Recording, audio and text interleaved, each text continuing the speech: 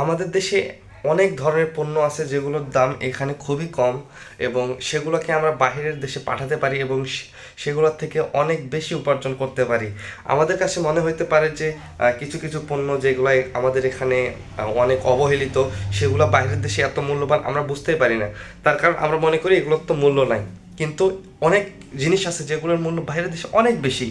যেমন আমি যদি উদাহরণ দেই, ইরানের অনেক তেল কেউ নিচ্ছে না। তাদের কাছে মনে হচ্ছে তেল এত তো দরকারি না, তাদের কাছে হয়তো বা মনে হতে পারে তেল যেহেতু অনেক দরকারি জিনিস, তারা সেটা মানে যে বাইরের দেশে দরকার, কিন্তু তাদের যে এত বেশি তেল, তারা এইভাবে হয়তো বা সেটাকে মূল্য দিতে পারে না। কিন্তু বাইরে আমাদের তেল খুবই দরকার। তেল বলতে আমি ডিজেলকে বোঝাচ্ছি, পেট্রোলকে বোঝাচ্ছি, অর্থাৎ পেট্রোলিয়াম জাত তেল বোঝাচ্ছি।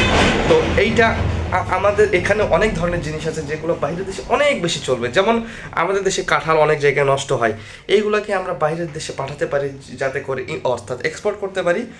এগুলো বাইরের দেশে অনেক বেশি চাহিদা। যেমন পাটজাত পণ্য বর্তমান, এটাকে প্লাস্টিকের বিপরীতে ব্যবহার করা হয়। আরও আম, যেমন আমাদের দেশে আম নষ্ট হয়, এগুলোকে আমরা বাইরের দেশে পাঠাতে পারি।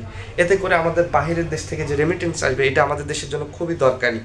তো ঠিক আছে, আপনারা সবাই চেষ্টা করুন, অর্থাৎ অন্তত মাথার মধ্যে রাখুন যে এইটা অনেক দরকারি আমাদের দেশের জন্য, যে আমাদের দেশের পণ্য আমরা বাইরের দেশে পাঠাবো, অর্থাৎ বিক্রি করব।